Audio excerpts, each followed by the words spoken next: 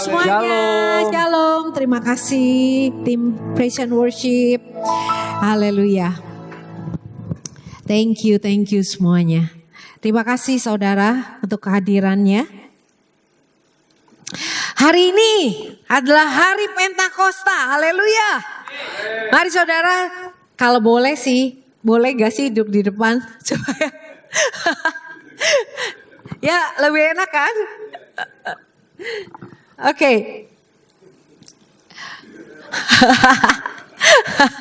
Yang pegang mic yang punya kuasa. Yeah. Shalom semuanya sekali lagi. Shalom. Oke.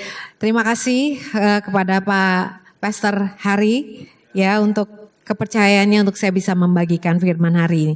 Hari ini saudara kita semua bersama-sama merayakan hari ulang tahun gereja. Katakan amin. Iya kan? Betul gak hari ulang tahun gereja? Pada hari Pentakosta di situ lahir gereja. Amin. Jadi kita harusnya happy nih. Harusnya kita bersorak-sorai. Amin. Yeay. Gereja gak akan bisa mati. Sampai nanti Yesus datang kedua kali, gereja akan bertumbuh terus. Amin saudara. Jangan lihat kita hari ini, tapi yang kita lihat janji Tuhan bahwa gereja akan memerintah bersama dengan Yesus. Yes, amin saudara. Nah, mari kita gak berlama-lama kita buka ayat yang pertama. Saya akan bahas tentang menjadi saksi yang efektif dan berdampak. Katakan efektif dan berdampak. Amen, saudara, kita lihat hari ini hari Pentakosta. Why God give us Pentakosta? Mengapa Tuhan memberikan rohnya tercurah untuk gerejanya, saudara? Mari kita baca sama-sama ayat ini 2-3. Tetapi kamu akan menerima kuasa kalau Roh Kudus turun ke atas kamu. Dan kamu akan menjadi saksiku di Yerusalem dan di seluruh Yudea dan Samaria dan sampai ke ujung bumi. Katakan amin. Jadi dia gak bilang kamu akan jadi saksiku titik. Tapi ada tempatnya di Yerusalem, lalu di mana? Di seluruh Yudea, Samaria sampai ke ujung bumi. Artinya waktu mungkin awal pencurahan Roh Kudus atau pada saat awal kita menerima Roh Kudus, saudara, mungkin kita jadi saksi Kristus ya cuman di rumah kita doang gitu ya saudara ya. Ya cuman di sama tetangga doang gitu. Tapi keinginan Tuhan bahwa kita menjadi saksi Kristus sampai ke ujung bumi. Artinya dia tidak menginginkan saksi Kristus itu gak mengalami pertumbuhan. Kita harus menjadi saksi Kristus yang efektif, artinya berdaya guna, itu bisa produktif dan juga bisa apa saudara berdampak. Dampak gereja ini, Mount Hermon ini akan semakin luas. Katakan amin. Amin saudara. Now that's why we need Holy Spirit. Dan Kisah Rasul 1 ayat 8 ini merupakan janji Tuhan kepada murid-muridnya sebelum dia naik ke surga. Ya kalau kita lihat di Lukas 24 saudara ayat 47 sampai 49 dikatakan bahwa sebelum dia naik ke surga dia sudah memberikan petuah-petuahnya. Dia memberikan tugas kepada murid-muridnya, kepada para rasulnya, saudara. Dikatakan bahwa nanti murid-murid itu harus memberitakan tentang pertobatan, tentang pengampunan dosa. Dan harus disampaikan kepada segala bangsa. Katakan segala bangsa. Sekali lagi saudara, kita harus buang semua barrier kita. Bahwa kita cukup di Ratu Plaza. Di mata Tuhan, dia selalu mengingini itu kepada segala bangsa. Amin. Jadi Tuhan melihat kita bukan hanya sebagai seorang yang sekali lagi biasa-biasa. Dia ingin kita bisa sampai kepada segala bangsa. Mungkin hari ini Pastor Hari rekam ya. Supaya mungkin medianya ini sampai dulu sampai kepada bangsa ya saudara. Tapi saya percaya bukan hanya medianya. Tapi kita pun bisa menjangkau bangsa-bangsa. Ya saudara. Lalu dikatakan apa saudara? Untuk kita muridnya bisa melakukan itu, dia 48 katakan apa? Kamu adalah saksi dari semuanya itu.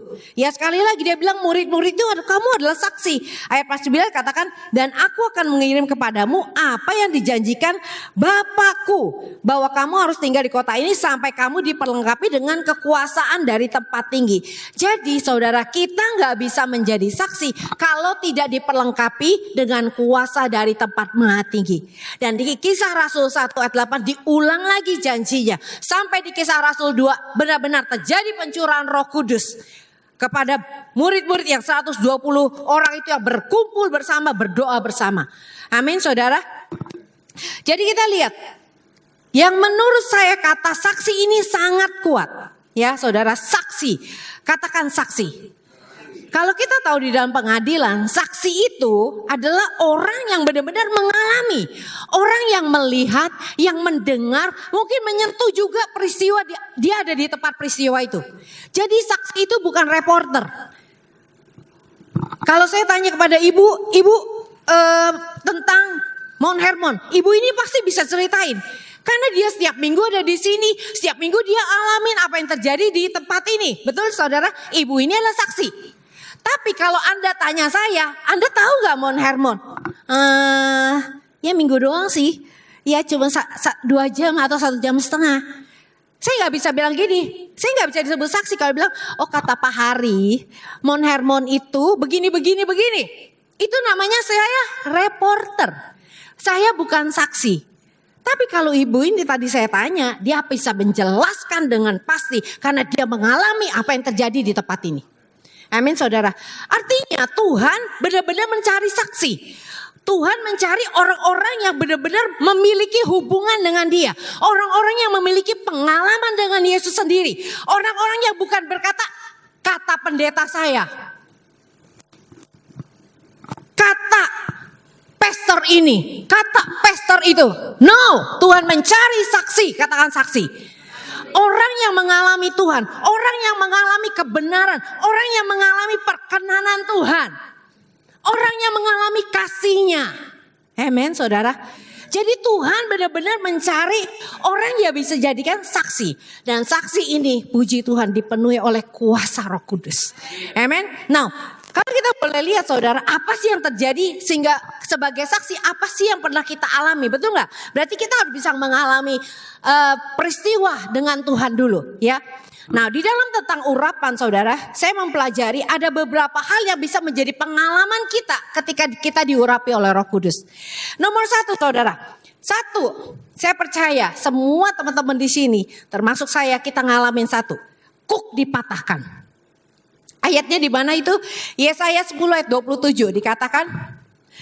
Yesaya 10 ayat 27 dikatakan, pada waktu itu beban yang ditimpakan mereka atas bahumu akan terbuang.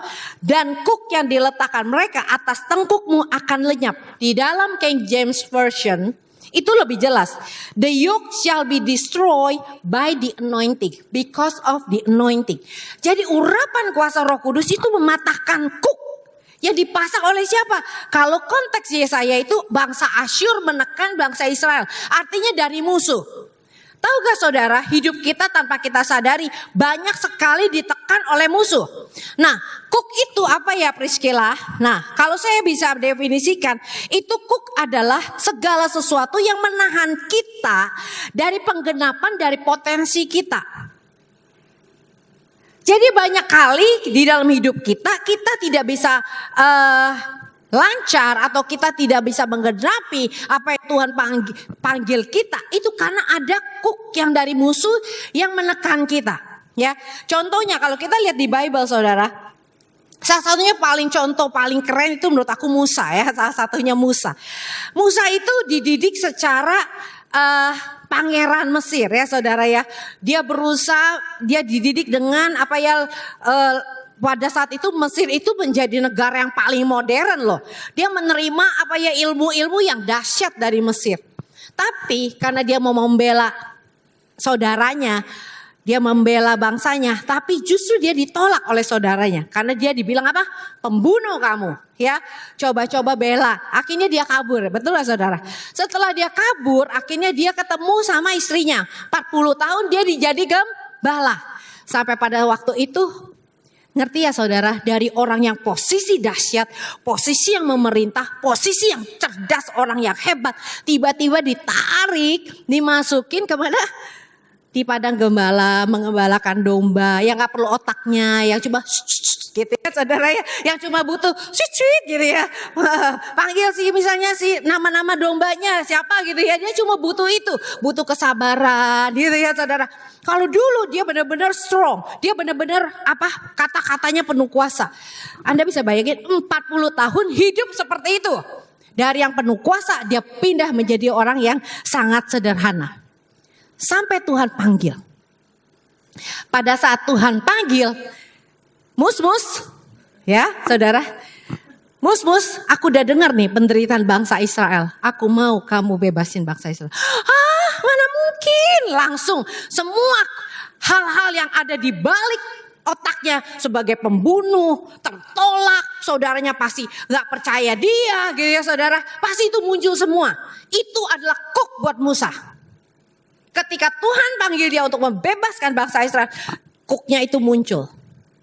Tapi once ketika dia mempercaya, akhirnya dia menerima panggilan Tuhan itu. Saya percaya saat itu kuknya dilepaskan. Oleh karena itu dia berani menghadapi Firaun. Dia menghadapi saudara-saudaranya. Amin saudara. Jadi pengurapan itu benar-benar dahsyat saudara. Kuk apa yang hari ini yang mengikat kita hari ini, mengikat Anda. Dulu saudara, saya waktu belum bertobat saudara, saya itu orang yang benar-benar, saya pernah cerita juga, orang yang benar-benar terikat dengan namanya nonton. Terikat. Kalau saya gak ke bioskop, pokoknya saya ada utang sama bioskop. Itu kalau saya gak nonton ya saudara, saya bisa nangis loh. Saya bisa sama papa saya bilang gak mau, saya mau nonton. Gitu ya, terikatnya sampai begitu. Sampai akhirnya waktu saya diurapi, dipenuhi Roh Kudus, tiba-tiba kuk itu terlepas. Keterikatan saya dengan yang namanya film itu tiba-tiba terlepas. Gak ada lagi kepengen nonton. Sampai hari ini saya sama sekali gak tertarik. Kalau anak-anak saya bilang, Yumi nonton, aduh males. Gak ada, aneh banget itu gak ada sisa-sisanya ya saudara. Ya. Nah, contoh lagi suami saya itu orangnya pendiam. Dia gak suka banyak ngomong gitu ya. Tapi ketika dia terima panggilan Tuhan dan dia diurapi saudara, dia berani ngomong di depan orang banyak gini. Dulu gak berani, orangnya diem suami saya itu. Jadi saya percaya kuk itu dipatahkan. Ketika Anda menerima panggilan Tuhan. Dan ketika kita menerima Tuhan, I want to be yours witness, saksimu Tuhan. Saya percaya hari ini urapan Allah sedang bekerja mematahkan setiap kuk yang mungkin Anda juga sembunyiin. Orang lain gak tahu. Mungkin ada di tempat gelap aja. Tapi hari ini I prophesy, kuk itu dipatahkan oleh urapan Allah. Amin. Sehingga apa yang menjadi potensi Anda, apa yang menjadi panggilan Anda, itu Anda bisa selesaikan. Amin. Dan kedua, saya akan bahas cuma 2 aja yang untuk ini. Apa sih yang dikerjakan oleh urapan itu saudara? Yang sangat jelas dari Kisah Rasul 1 ayat 8 tadi adalah pemberdayaan. Katakan pemberdayaan.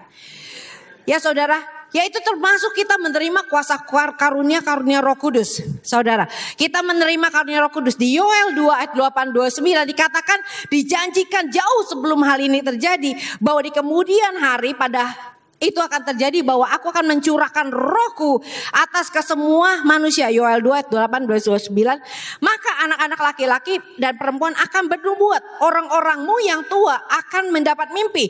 Teruna-terunamu akan mendapat penglihatan.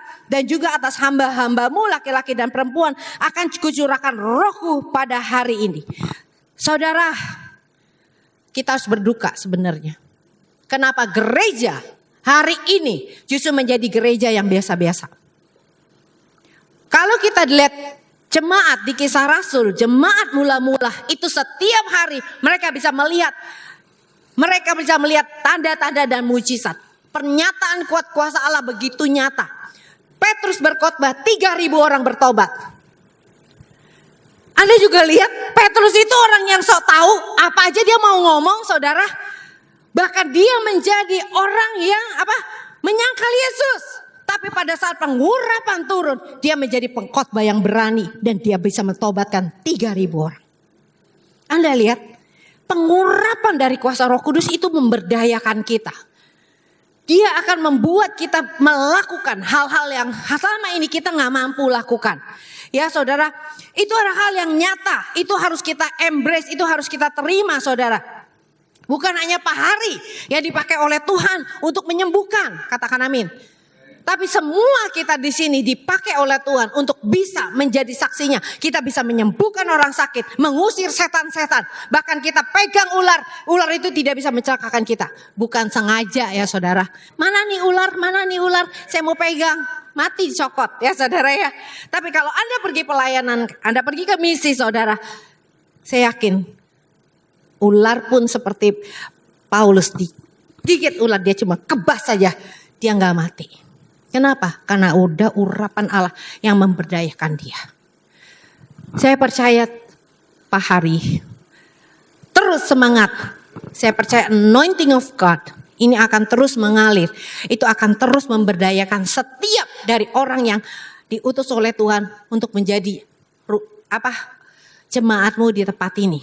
Terus kita berdoa, jangan putus asa karena kita tahu 120 orang berdoa saudara. Tadinya lebih dari 5 daripada 120. Kalau Anda lihat pada saat orang Yesus naik itu kurang lebih 500 orangan lebih. Saya percaya habis seorang lihat Yesus naik. Mau gak dibilang doa berkumpul? Datang semuanya. Wih, habis ngelihat Yesus naik loh. Wah, mujizat. Bahkan dia udah berjanji akan datang kembali. Suruh doa. Hari pertama 500. Hari kedua berapa? Gak tahu. Pokoknya sisanya pada saat pencurahan Roh Kudus tinggal 120 orang. Artinya apa saudara? Hanya orang yang bertekun. Hanya orang yang bertekun. Terus bersatu hati. Saya percaya Tuhan pasti akan datang. Amin saudara. Pemberdayaan untuk rumah ini pasti terjadi. Karena Tuhan berkata dia mencari saksi. Kecuali kita sedang membangun orang-orang yang jadi penikmat. Hanya jadi penonton. Di hari-hari terakhir saudara. Tuhan mencari pengantinnya.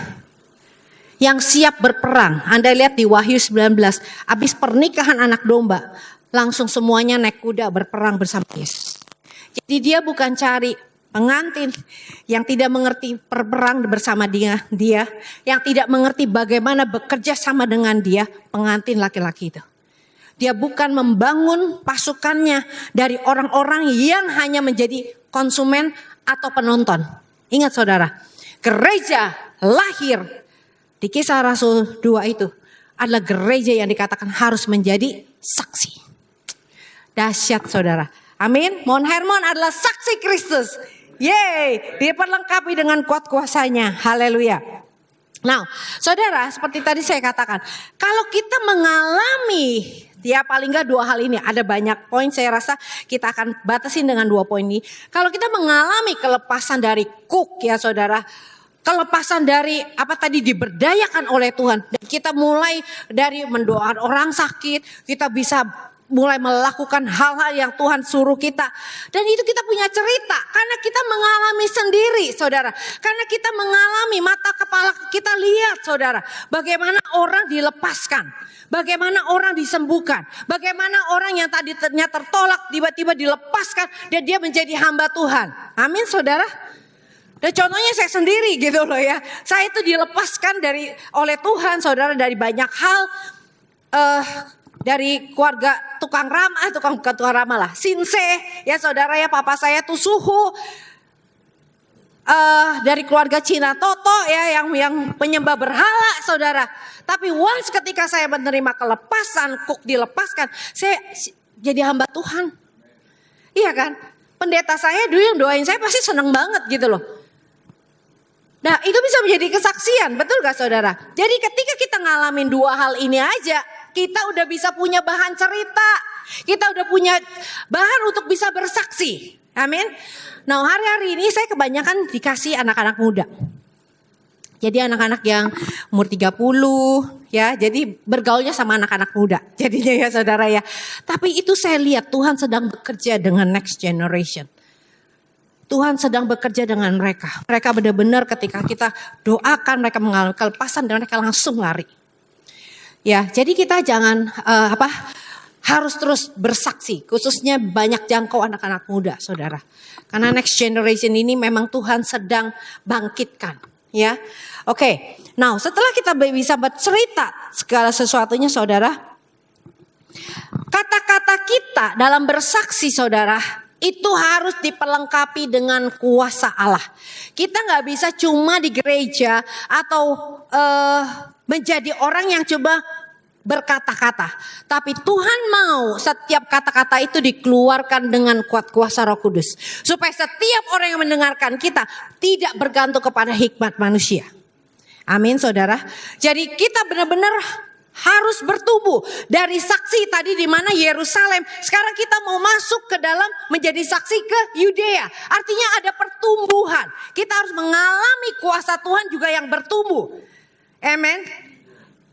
Nah, sini kita akan lihat dari Yeskiel 47.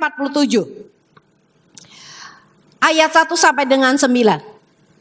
Mari saudara duduk tegak-tegak. Kita pengakuan iman saat ini. Oke, katakan setelah saya. Saya, ikutin saya ya. Oke, 1, 2, 3. Saya adalah saksi Kristus yang efektif, yang memiliki pengaruh dan jangkauan yang lebih luas. Amin. Setiap mimpi saudara belum terjadi, it start from your word. Itu dimulai dari perkataan kita. Amin. Ini perkataan bukan perkataan saya. Ini cuma saya paraphrase. Dari saksi dari Yerusalem, Judea, Samaria sampai ke ujung bumi. Betul gak? Berarti jangkauan kita semakin besar. Tuhan mau kita memiliki jangkauan yang besar. Tapi temukan tempatmu juga. Di mana kamu bisa menjangkau menjadi lebih besar? Karena nggak semua orang dipanggil di tempat yang sama, ya, amin. Nah, kita mari saudara, Tuhan ingin kita dari saksi yang cuman di Yerusalem sekarang pindah sampai ke bangsa-bangsa. Nah, Yeskiel 47 ayat 1 sampai 9 ini kita akan lihat nih sesuatu yang seru saudara. Oke, ayat 1 ya saya bacakan. Kemudian ini Yeskiel ya dibawa oleh malaikat. Ketika ia membawa aku kembali ke pintu bait Allah dan sungguh ada air yang keluar dari bawah ambang pintu bait suci itu dan mengalir menuju ke timur. Sebab bait suci menghadap ke timur.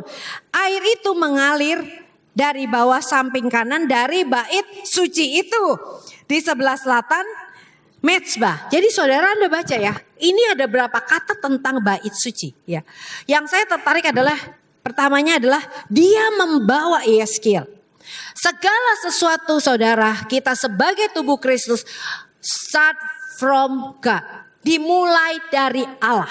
Roma 11 ayat 36 katakan segala sesuatu berasal dari Dia. Kita dipanggil menjadi saksi itu di inisiatifnya Tuhan. Betul saudara? Dari ayat ini dikatakan ia yang membawa Yeskiel. Jadi pastikan bahwa hidup kita itu dituntun oleh Tuhan. Untuk kita menjadi saksi pastikan hidup kita dituntun oleh Tuhan. Amin saudara. Yang kedua kita lihat ya. Di dalam bait Allah itu saudara mengalir air. Mengalir air, katakan mengalir air. Di bait suci itu mengalir air. Selama ini kita juga tahu bahwa air itu melambangkan Roh Kudus. Ya saudara, air itu melambangkan salah satu lambang daripada Roh Kudus ya. Dari bait suci itu mengalir Roh Kudus. Dan air itu saudara, Roh Kudus itu kalau kita lihat air di sini, dia itu mengalir. Amin. Roh Kudus itu gak pasif, ibu-ibu, bapak-bapak. Roh Kudus itu bergerak. Roh Kudus itu dinamis, dia punya kegerakan.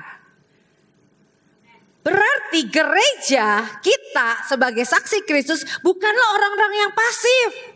Kita bukan orang-orang yang ya udahlah, I enjoy my church. Setiap minggu di sini enak, adem lagi gitu saudara ya. Ya gereja ini luar biasa gitu ya. Kita puas gitu loh ya. Tapi Tuhan mau kita bergerak ya, bergerak. Nah, ayat kedua kita lihat.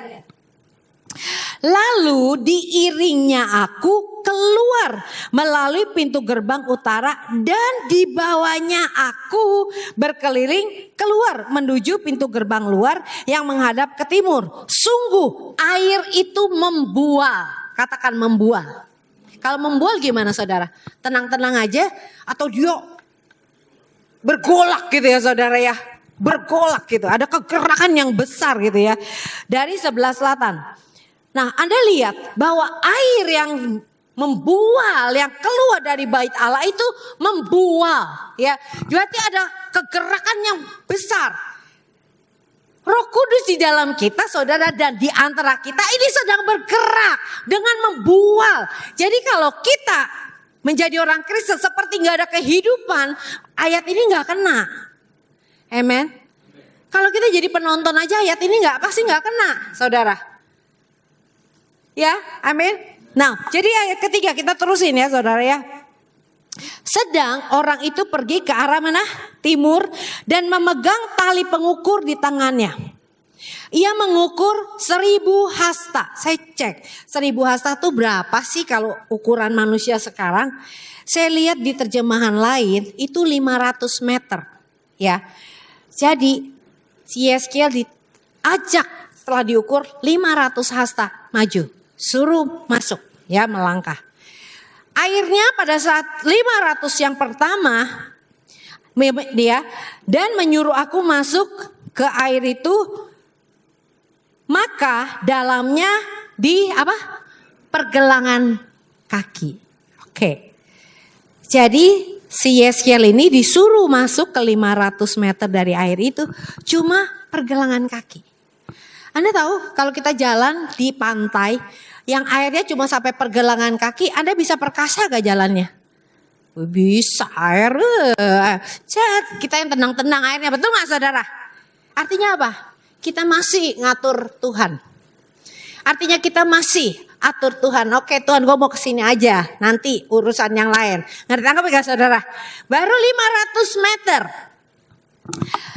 Tapi sekali lagi Allah kita adalah Allah yang memberikan pertumbuhan. Sekali lagi Allah kita adalah Allah yang hidup. Allah yang memberikan kehidupan dan hidup itu pasti ada kegerakan. Dan dia full of grace. Dia penuh dengan kasih. Dan di dalam kasih pasti dia akan mengajar supaya kita gereja tidak jalan di tempat. Pastikan Mount Hermon tidak akan jalan di tempat. Karena kita punya Roh Kudus dan dia ada di sini dan dia tuan dari gereja ini. Amin saudara. Nah, kalau kita terus berjalan, lalu dia ukur lagi 1000 hasta berapa? 500 meter lagi. Dan menyuruh aku masuk lagi. Sekarang airnya sudah sampai ke lutut. Kalau udah ke lutut jalannya rada berat gak sih saudara? Mulai berat ya saudara ya. Mulai kita jalannya gak bisa cepet-cepet.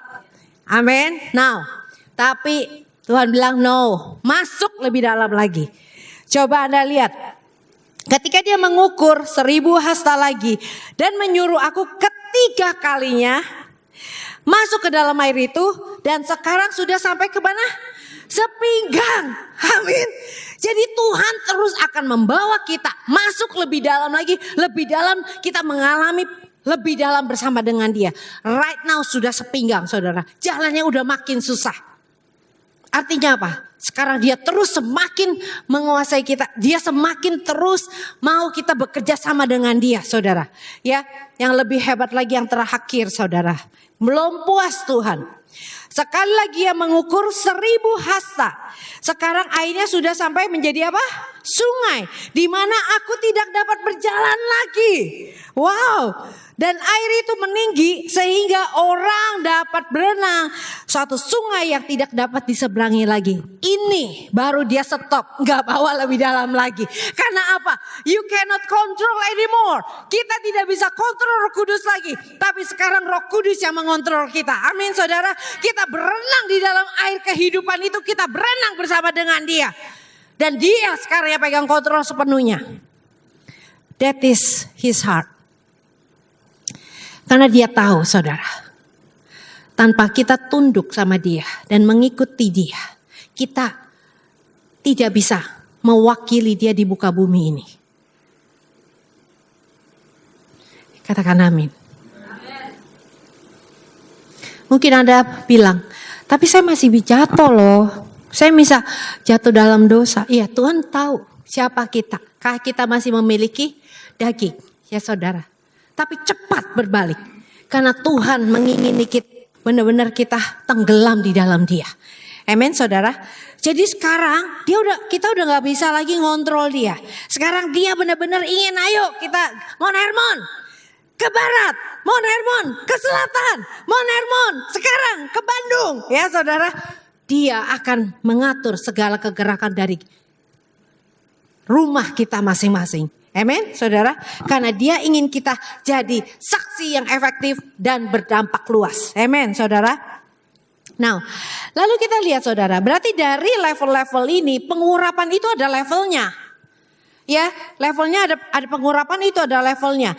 Dan Allah ingin kita bertumbuh di dalam pengurapan yang lebih dalam lagi saudara. Jadi kita masing-masing harus menemukan kasih karunia buat gereja kita masing-masing. Amin. Kita harus menemukan itu saudara. Nah pada saat kita bergerak di dalam pengurapan atau kasih karunia buat diri kita maupun secara korporat gereja kita. Nanti anointing itu akan semakin bertambah ketika kita setia di situ. Amen. Let's say kayak tadi Bapak ini worship leader, let's say ya saudara. Dia memiliki urapan di dalam penyembahan. Ketika dia terus setia, dia terus membangun terus dengan Tuhan. Itu level anointingnya akan semakin kuat.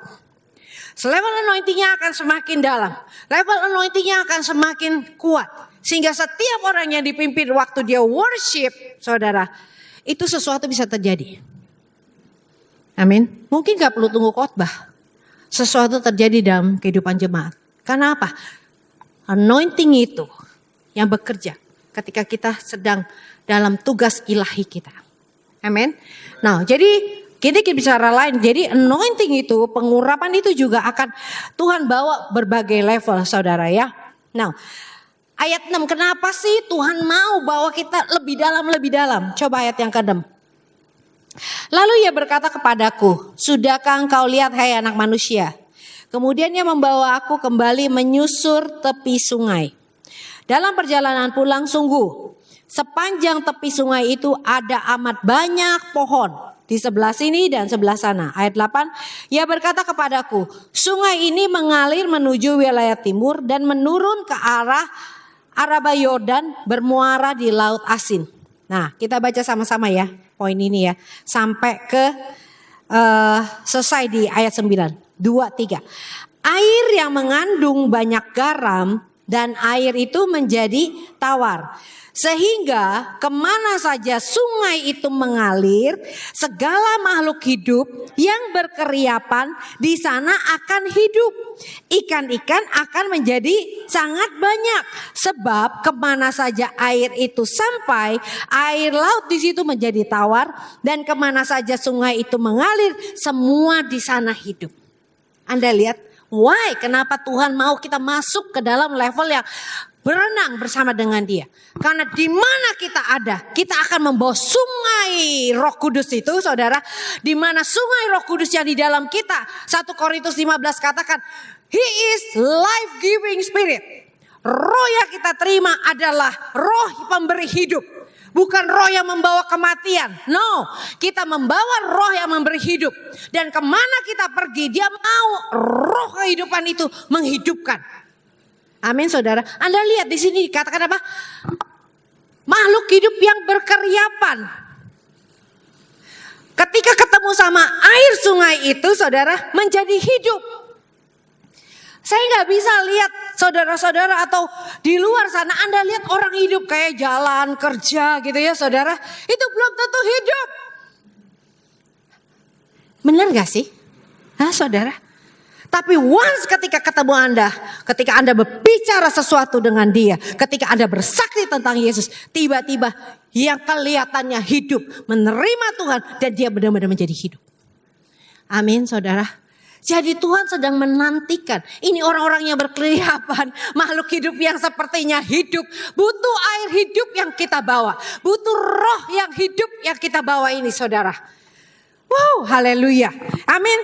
Jadi akan ada terjadi multiplikasi. Gereja itu pasti multiplikasi. Kak, saya minta. Kalau kita gak bergerak, ada orang lain yang akan Tuhan utus.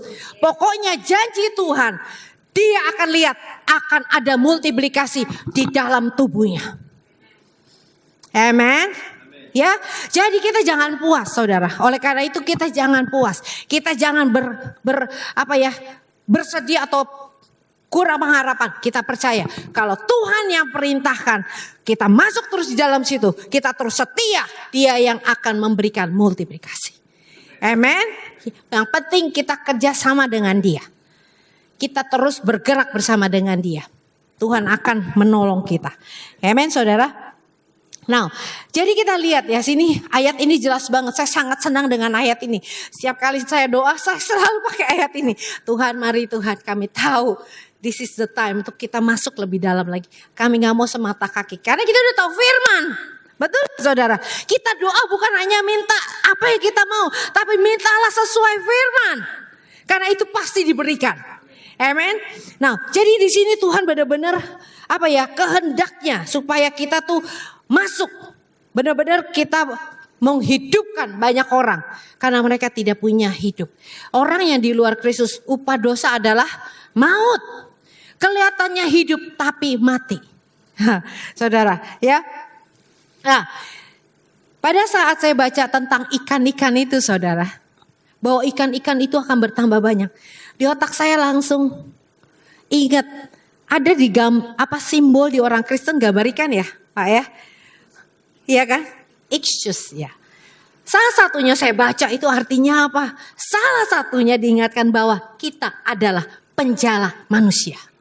Karena pertama kali Yesus berjumpa dengan murid-muridnya, dia katakan, aku akan menjadikan kamu penjala manusia. Amin. Ikan-ikan ini bicara tentang manusia yang harus kita selamatin. Amen.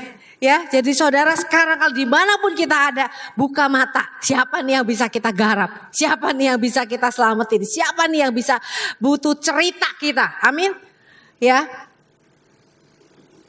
Nah, jadi saudara, sebagai penutup saudara, dari 9 ayat itu saya coba ringkas. Saya akan beri faktor-faktor apa yang menolong kita menjadi saksi Kristus yang efektif berdasarkan ayat-ayat tadi ya. Nomor 1, saya pelajari, kita harus sadar jati diri kita. Itu Yeskiel ayat 1. Siapa kita ini saudara? Di dalam Kristus. Kalau dari Yeskiel 1 itu saudara tadi dikatakan apa? Bait suci, bait suci, bait suci, bait suci.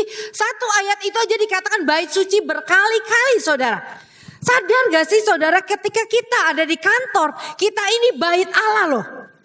Tempat kediaman roh Allah. Kita membawa hadirat Allah. Karena bait Allah itu tempat tinggal Allah saudara. Jadi untuk kita bisa terus efektif bertumbuh saudara, kita perlu sadar bahwa kita ini bait Allah. Bahwa Allah di mana tempat kediaman Allah. Di dalam bait Allah itu ada puji-pujian. Di bait Allah itu ada apa saudara? Penyembahan. Di bait Allah itu ada mujizat Allah. Betul, Yesus kalau melakukan mujizat di mana? Di bait Allah, selain di marketplace saudara. Amin. Berarti di bait Allah itu adalah tempat di mana terjadi perjumpaan dengan Tuhan. Kita bisa mengalami Tuhan lebih lagi saudara. Amin. Jadi jangan lupa bahwa Anda adalah bait Allah. Di dalam bait Allah juga saudara, kita tuh mengalami Mazmur 16 ayat 11 katakan kita mengalami apa? Sukacita yang berlimpah-limpah. Kita mengalami jalan-jalan yang dibukakan. Terus kita mengalami nikmat senantiasa. Jadi di bait Allah ini saudara banyak yang terjadi hubungan kita dengan Tuhan. Oleh karena itu kita bisa menjadi saksi Kristus. Kalau kita sadar siapa diri kita di dalam Kristus. Yang pertama yang diajarin dari Yeskiel 41 ini adalah saya adalah bait Allah. Kemana saya pergi, saya membawa hadirat Tuhan. Kok kayaknya pada gak exciting ya. Dibilang bait Allah. Masa sih? Kayaknya gue kalau datang biasa-biasa aja. Teman gue juga gak lihat karena Anda gak sadar. Tapi semakin kita sadar, semakin kita mengakui, itu akan semakin kuat saudara. Karena Tuhan itu perlu diakui. Amin. Jadi kalau kita gak sadar, makanya kayak gini nih saudara. Kalau di gereja-gereja ya saudara ya. Di gereja saya ya. Kalau worship nih dulu-dulu nih beberapa tahun yang lalu sebelum kita mengerti ayat ini tentang bahwa kita bait Allah, bahwa Roh Kudus tuh kita tuh carrier of the presence of God. Jadi setiap nyanyi kayak perlu diengkol dari awal pelan-pelan gitu kan sampai nanti hadirat Tuhan baru kayak gitu ya saudara ya. Tapi kita dilatih, diajar terus bahwa sadar bahwa kita tuh semuanya bukan hanya para pelayan di sini, semua jemaat tuh membawa hadirat Tuhan. Kita datang bukan untuk menerima, tapi kita memberi persembahan kepada Tuhan. Waktu kita diajar seperti itu saudara, jadi sekarang kita udah gak perlu engkol lagi. Jadi ketika kita datang, langsung naik lagu udah langsung bisa sesuatu. Kenapa? Karena kita dibuat sadar, jemaat dibuat sadar bahwa kamu tuh pembawa hadirat Tuhan. Kamu datang itu bukan untuk diisi, enggak. Kamu di rumah udah diisi. Datang ke sini kita sama-sama worship untuk memberi kepada Tuhan. Amin, saudara. Nah, tapi seringkali jemaat yang karena kurang pengetahuan, saudara, mereka datang itu seolah-olah kayak kosong. Karena dia nggak tahu bahwa di dalam dia ada Roh Allah. Dia nggak sadar saudara. Nangkep? Jadi kalau kita mau bertumbuh saudara, pastikan bahwa kita sadar banget kita adalah bait Allah. Yang kedua saudara, dengan cepat. Dari Yeskiel 47 ayat 3 sampai 5, kita perlu keluar dari zona nyaman. Betul gak saudara? Kita harus keluar dari zona nyaman. Bayangin Anda dari tadinya bisa lempar-lempar air. Sekarang jalan makin dalam. Gak bisa jalan lama-lama tenggelam saudara. Kalau Anda takut sama air gak mungkin disuruh masuk Anda mau masuk. Maka gak? Karena zona nyaman saya gak berani di air. Tapi ketika Tuhan suruh mau masuk gak loh? Saya yakin setiap peningkatan itu pasti ada yang gak nyaman. Mungkin perbuatan daging kita yang selama ini kita masih nikmatin. Pada saat next ke level berikut Tuhan bilang lepasin. Gak nyaman loh. Nah saat ini panggilannya if you want to be effective dan berdampak. Kamu harus keluar dari zona nyaman. Saya harus keluar dari zona nyaman. Ketika Tuhan memberikan. Misalnya Anda seperti Filipus. Seperti Filipus saja. Tiba-tiba dibawa pergi hilang. Dari satu tempat transport ke tempat lain. Anda takut gak? Ini benar kan nih Tuhan? Tiba-tiba saya ketemu itu orang naik kuda di tempat lain. Coba kalau zaman sekarang udah dihajar. Itu sesat itu. Benar gak? Saudara ini pikirin loh. Ketika kita masuk ke level berikutnya, ada hal-hal tertentu yang akan pasti membuat kita pertamanya takut dan benar-benar gak nyaman. Yang ketiga, sadari bahwa kalau kita mau efektif, partnership with God. Partnership dengan Tuhan untuk tujuan dan panggilannya itu adalah sesuatu ya dan amin. Ya, saudara di ayat Yeskiel 47 ayat 1 sampai dengan 9, itu semuanya yang mulai siapa? Tuhan, aku dibawa. Aku dibawa, aku disuruh. Nangkap saudara? Kalau Yeskiel bilang enggak, gue gak mau. Gak mau masuk. Bisa terjadi gak saudara? Gak terjadi. Tapi Yeskiel selalu berkata, oke, yes, aku maju. Setiap kali dia bilang maju lagi, dia ikutin. Nangkap saudara? Pelajarannya adalah partnership with God. Kita sebagai saksi Kristus. Bukan dengan kuat gagah kita. Sekalipun kita diurapi loh. Tapi tetap Tuhan mau kita jalan bersama dengan dia. Ikutin arahan dia. Karena kalau Anda berjalan sendiri terus tiba-tiba Anda berhasil. Anda bilang, gue kan. Betul gak? Betul gak? Gue doa lo, puasa lo. 5 hari gak makan, gak tidur, gue doa terus. Pas pelayanan terjadi sesuatu, kira-kira apa yang Anda ngomong? Kemuliaan buat Tuhan gak? Gue lo berdoa bayar harga. Padahal yang suruh dia berdoa siapa? Tuhan. Kalau Tuhan gak suruh dia berdoa 5 hari, untuk puasa 5 hari, dia gak akan kuat. Bisa nangkap saudara? Jadi hari ini, saya lepaskan ini. Pertanyaannya adalah terakhir. Mau gak kita jalanin Yohanes 14 ayat 12? Terakhir, ayat terakhir. Sekali lagi kalau orang mau meninggal, kasih pesan-pesan ya saudara ya. Suka kan gitu ya. Kalau orang tua mau meninggal, dia pasti suka kayak pesan-pesan. Pesan-pesan itu kira-kira dahsyat gak saudara? Pasti pesannya dahsyat. Ini Yohanes 14 ayat-ayat sebelum Yesus disalibkan. Ini pesannya dia saudara. Kita baca sama-sama, 2, 3. Aku berkata kepadamu, sesungguhnya barang siapa percaya kepadaku, ia akan melakukan juga pekerjaan-pekerjaan yang aku lakukan. Bahkan pekerjaan yang lebih besar daripada itu. Sebab aku pergi kepada Bapa. Maukah Anda melakukan pekerjaan yang lebih besar? Ini tantangannya saudara. Yesus tanya, mau gak? Kalau Anda mau. Tadi yang saya katakan, faktor-faktor itu kalau dijalanin aja, itu kita jalani pasti itu ada sesuatu terjadi. Amin.